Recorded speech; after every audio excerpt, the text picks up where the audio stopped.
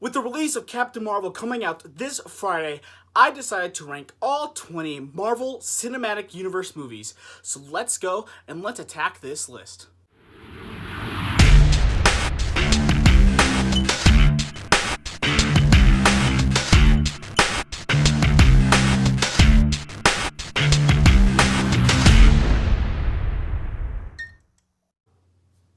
Captain Marvel is going to be the 21st entry into the Marvel Cinematic Universe.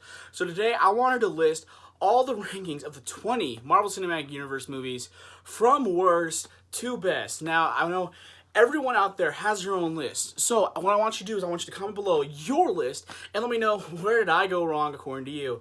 Now, that's what I like about lists. They're all opinionated, which means that, like, I may have one ranked 13th and you think it should be 1, and I'd be like, if you have a valid argument, go right ahead. I mean, that's why I make lists, and that's why I like looking at lists, so I can just have an educated talk with why they would rank a certain movie where they rank it. Now, I also want you to know I'm a huge fan of the Marvel Cinematic Universe. There are some movies that I rank in like 15th or below that I wish could make the top 10, but since there is only 10 spots in the top 10, that's just not how it works. So let's go right in to number 20 with Thor: The Dark World. Thor: The Dark World is one of the most forgettable movies in the entire MCU. The villain does not help with that, with the villain being Malekith. Most people really don't even remember him being the villain. But like overall as a movie, it's an okay movie. I mean, there are some spots in the movie that I really like when Captain America makes his little cameo with Loki. The connection between Loki and Thor, I still love that. And then in the end credit scene where they kind of set up the Guardians of the Galaxy. But overall, as a Marvel Cinematic Universe movie, it has to come in dead last. Now, coming in at number 19 is The Incredible Hulk. This movie is the movie the Marvel really wants you to forget is actually an MCU movie. Now, it could not be an MCU movie if they just don't have Tony Stark in the end of it, and if the Thunderbolt Ross did not make a return in Civil War. But because of it, I do have to give props to Edward Norton. He did a really good job as Hulk. I think Mark Ruffalo is a better Hulk, but for what Edward Norton did, it made sense, and I dug it. And I loved the last battle in this movie between Hulk and Abomination. Like, Hulk was using cars as boxing gloves. How could you not love that? But just as an overall movie, as an MCU movie, it has to go toward the bottom of the list for me, because overall it was not a good story for me, and it's just that it is kind of just pushed to the side as a Marvel Cinematic Universe movie. Coming in at number 18, though, is Iron Man 3.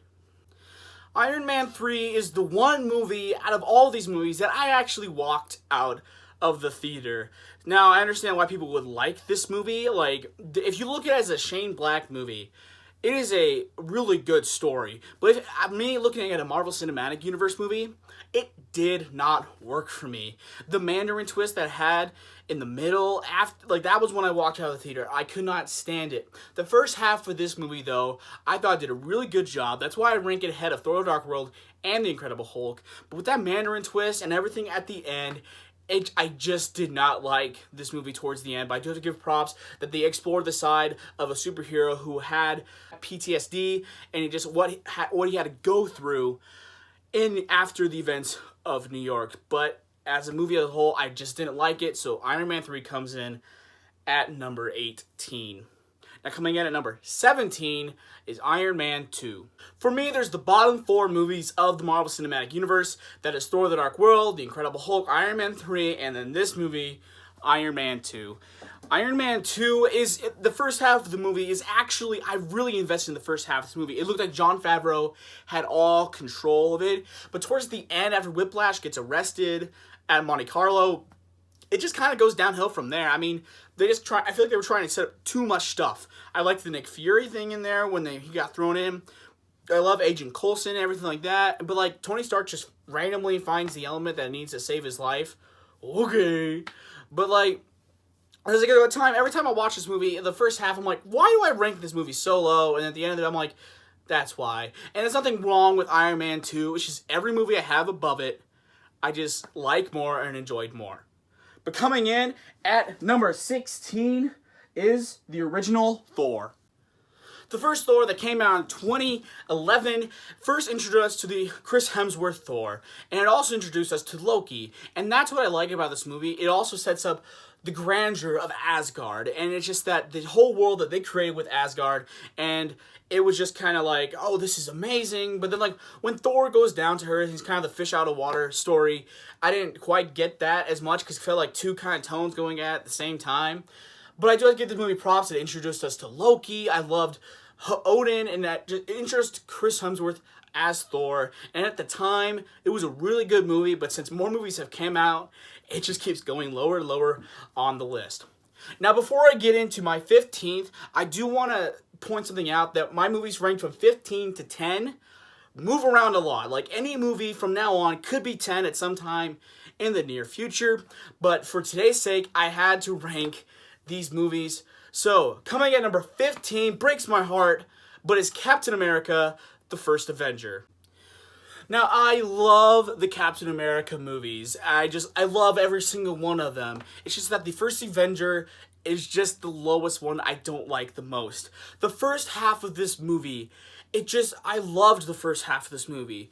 But the montage when they do World War II just kind of boom, and I was just like, okay. And then I liked Red Skull as a villain. I don't think he was the best. I did feel like when Hugo Weaving became Red Skull, it felt like he didn't want to be Red Skull. So I guess that part, it just kind of threw me off a little bit. But like the first half of this movie where it was just him and he's just explaining why he's such a good person and just all the lines he had in there, it truly made Captain America. And I do have to give props to the director, Joe Johnston. He had to create World War II again, and he had to make Captain America not cheesy and somehow get him to the future. For that, I gotta give him props. It's just that the other movies on this list, I enjoy a little more, and the story just makes a little more sense. But Captain America, the First Avenger is a really good movie, and I love it dearly, but for today, it just has to go in at number 15. But now, coming in at number 14 is Guardians of the Galaxy Volume 2. Now, for the people who love Guardians of the Galaxy Volume 2, I totally understand why you do. It's just that, for me, the conflict in this story just did not work the best for me.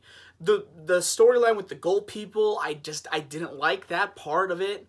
And I mean, and there were some shots where it would go from, like, it'd be like some loony dialogue, funny stuff, and then it'll be cut to Groot being, like, terrorized, and then people being thrown out to space to die. And just some of those little aspects of that movie I just didn't like. But I do have to point out that this is probably one of the most rewatchable movies in the MCU, because it is funny and it's loony and it's just kind of, it's a good time to watch. Just for me, as a story standpoint, it just didn't stake out as much as I was hoping for. And every movie ahead of it, I just had a better time with the storyline and a better time at the movies. But coming in at number 13 is Doctor Strange. It pains me to rank this movie really low, but for me, this is the story with the Marvel template where the origin story just kind of is straightforward. And I mean, I love Doctor Strange. His character in this movie, especially when I saw this movie, I was invested with Benedict Cumberbatch as Doctor Strange. And I loved the story, and especially the end where it's like, Dormammu, I've come to bargain. Like, that is just kind of one of the most things that will get stuck in your head and you'll remember from that movie. It's just that the movies I have above it, I enjoyed it. Like, again, I just enjoyed it more than this movie. And it's nothing against Doctor Strange. I love Doctor Strange. Some days it will be 10. It's just that for now, it has to be 13 because I believe the story, it's predictable at some point. And for that aspect, I have to make it lower. But Benedict Cumberbatch as Doctor Strange was fantastic. But it hurts me to bring it. But it has to be at 13 for today. But coming in at number 12 is Ant-Man and the Wasp. Ant-Man and the Wasp was the first time we got to see Wasp in action, and let me tell you, it really pays off. I loved Wasp in this movie. It was more of a Wasp movie than an Ant-Man movie, because Wasp was in it more, and I really loved Wasp in this story. The one thing about this story that I wasn't too fond of is just that there was basically no villain. Like, Ghost was the villain, but she didn't do any villainous action. She was just trying to save her own life. And so for that aspect, it really wasn't that great. But Paul Rudd as Ant-Man, though, in his first scene when he was under house arrest, was a great time. And it actually has one of my favorite end credit scenes where Scott Lang is stuck in the quantum realm. where when the snapping happens. But for me, I love the movies ahead of it again. But I really love Ant-Man and the Wasp, and it is a really successful sequel to the original. Now coming in at number 11 is the original Ant-Man. The very first Ant-Man was a fantastic time at the movie theater. They took this character in literally small scales for this movie. Follow Age of Ultron, it did a really good job. And for Paul, first introduced to Paul Rudd as Ant-Man, and he did that really, really well. And just this movie as a whole, it's just a fantastic time with the movie. Like, this was the funniest movie I've seen in the Marvel Cinematic Universe until a certain movie, which is coming up sooner on this list. But it's such a good time with the movie, and it's one of the most rewatchable movies of all time, and I love Ant-Man. It's just that it couldn't crack my top 10 today, because my 10 favorite MCU movies, for me, at the moment, are just better than Ant-Man right now. Don't get me wrong, I love Ant-Man, wish I could be top 10. Just today, it falls very short. But coming in, starting my top 10, is Avengers Age of Ultron. Avengers Age of Ultron kind of has that soft spot in my heart because it was the very first Marvel Cinematic Universe movie I got to go and see 3 times in the movie theater. Now, I think the main reason why I rank it above the other movies that were from 15 to 11, the reason I think it deserves a 10 spot is the fight between Hulkbuster and Hulk. Just that scene, I really liked that aspect of the movie. That fight scene was one of my favorite things in the entire MCU. When I first saw it, I was like, wow, this is awesome. And also, I liked, even though most people didn't like Ultron, I really liked him. I liked his little liners here and there. But, like, I really liked him as a villain. I understand why his design was a little bit weird. But, I mean, for me, I really liked it. And that's just kind of why it comes in at number 10 for me. Coming in at number 9 is Thor Ragnarok. For me, Thor Ragnarok is the funniest movie in the Marvel Cinematic Universe. Thor Ragnarok is the most rewatchable movies out of the bunch. It's the one you'll have the best time with. The additions of Korg and Meek, it's just hilarious. And I love this movie. And just the Taika Waititi, the direction he takes this movie, different from the other two, it rejuvenates the character of Thor, and it really sparks, and they finally get him right in this movie. Now, it hurts me to rank him number 9, but for me, from 9 to 1, you could put any movie at number 1, and I'd be okay with it. Just for me, out of these 9, Thor Ragnarok is, like, for story standpoint, everything just seems to be really too convenient. I understand people will be like, well, it's just too convenient because that's the way it's supposed to be. And for me, nah, it's just not how it's supposed to be. For a story, I think it just needs, like, a little more sense to me. But for me, Thor Ragnarok definitely deserves a top 5 spot. But for me, just out of those 9 movies, it has to come in at number 9. Coming in at number 8 is SpiderMan Homecoming. SpiderMan Homecoming was a very welcome addition to the Marvel Cinematic Universe. We finally get to see Spider-Man in his natural element with all these characters surrounding it. Spider-Man Homecoming also introduced us to a top 5 villain in the Vulture. Michael Keaton does a fantastic job with this role, and it has one of my favorite scenes in the Marvel Cinematic Universe where Peter Parker is going to go to prom, goes to pick up his date, and it's Michael Keaton, and actually that's her dad, and that whole scene, just the suspense it creates, it is a fantastic time. But just like kind of looking back at it, it was just kind of like, it was more of like a high school kind of movie for me, and I know that's the direction it was going, but for me, like everything movie above it goes with a little more deeper than it did than with Spider-Man Homecoming. Spider-Man Homecoming, it is a fantastic film. Deserves a top 5 spot. I just can't do it at today's moment because of every movie above it. Coming in at number 7 is Black Panther. 2018 was the year for the Marvel Cinematic Universe, and that all kicked off with Black Panther. Black Panther is a very good solo movie, and it finally introduced, like, instead of like all this action with superhero movies, it actually deals with the economic reasons between Wakanda and how he has to rise to become a king. Chadwick Boseman does a fantastic job as Black Panther, and Black Panther, I believe, not people would agree with me with this, but I believe his character development in this movie is one of the best, because also Killmonger, fantastic villain, top 3. And because Killmonger, his reasons were right, but the way he would take it was wrong.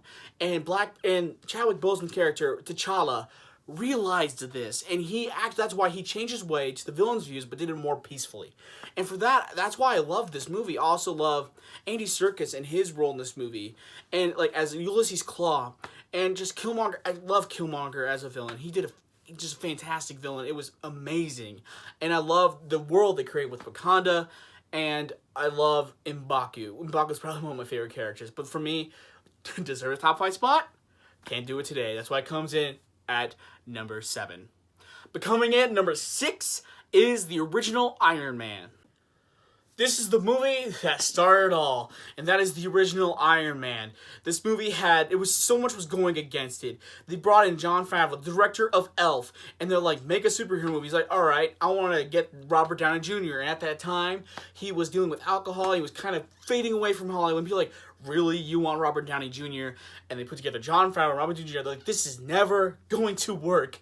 And it absolutely did. Now, I realize people would rank this a lot lower now because people believe it hasn't aged really well.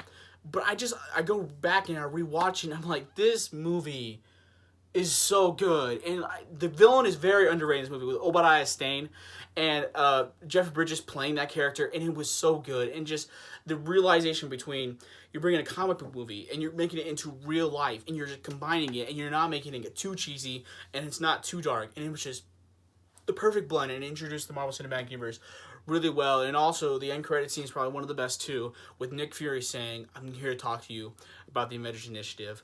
But overall, the very first Iron Man is fantastic, worthy of top 5. But actually going into top 5 right now with number 5, with Captain America Civil War.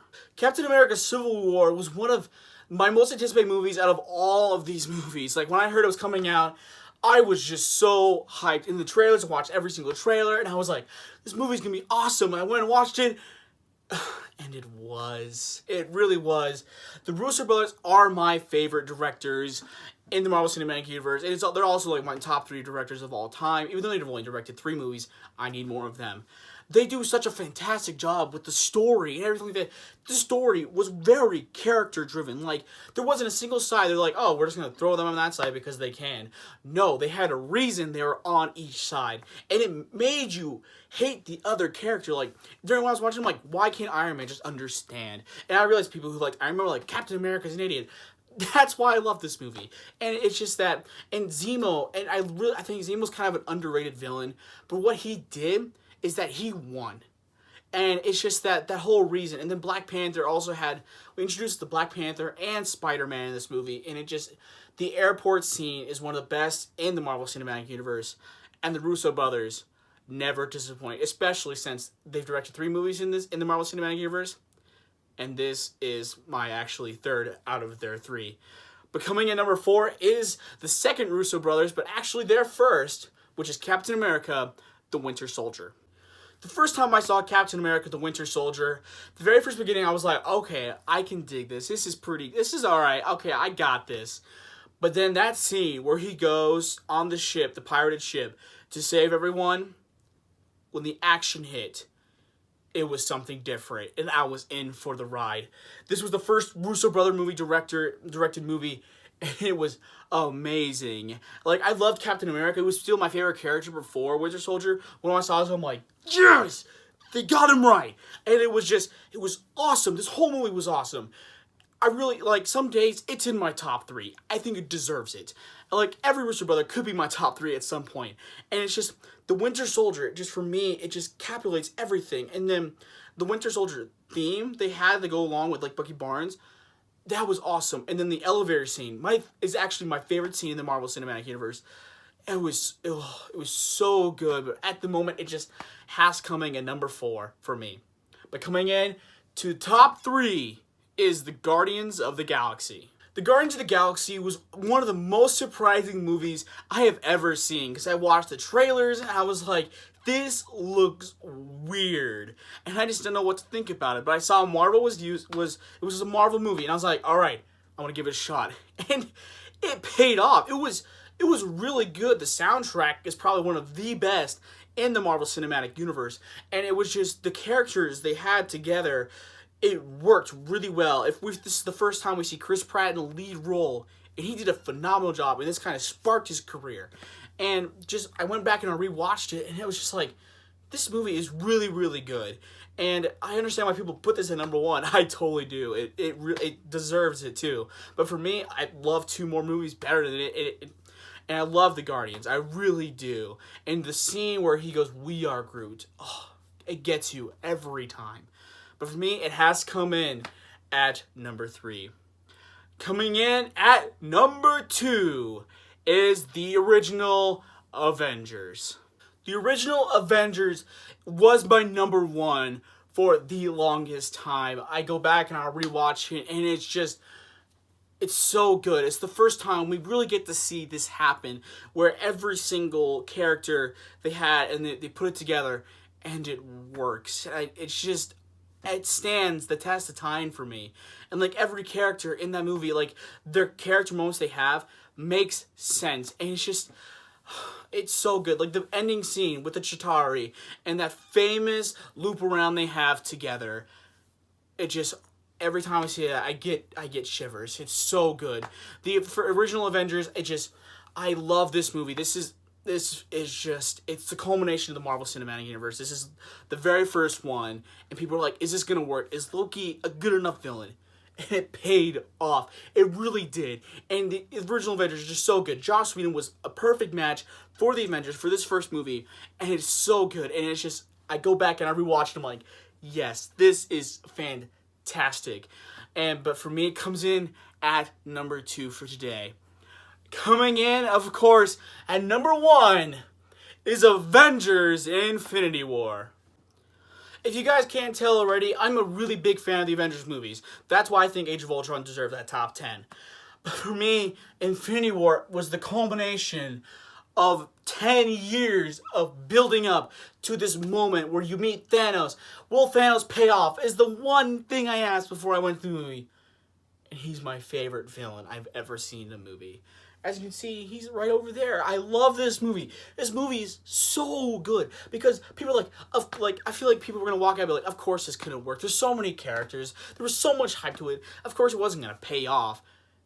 And it did. It took you to 3 storylines, and they put together characters that made sense, and everything just worked. And the Russo brothers, praise to you. I mean, this was fantastic. I can't wait to Endgame, because this is the one movie where, like, the villain, you understand where he's coming from. And I love Thanos. Thanos is actually my second favorite character in the MCU now. Character, not villain. And it's just that everything he did, you're like, oh my, like, he had everything, you felt him, and you understood, and he won. And at the end of the movie, where he just sits there, and he just smiles, and that's how the movie ends. And it's just like, my mouth dropped ever since he snapped. I was just like, oh my gosh, this movie was fantastic, and will be my number 1 probably until Endgame, if Endgame really pays off. So there you go, my ranking of the Marvel Cinematic Universe from worst to best. I hope you guys enjoy this movie. I love doing lists. And so if you want to see more, comment below and tell me your list of the Marvel Cinematic Universe from worst to best. And also let me know if you have any other lists I should do or movie reviews you would like to see me do. Now, if you would like to subscribe, please click below where you can see my beautiful face. Now, if you want to check my last video where I review How to Train Your Dragon, The Hidden World, click right there. And if you want to see my other playlist where I rank the top 10 most anticipated movies of 2019, click right there. Thank you guys for listening, and I hope everyone here has a wonderful day.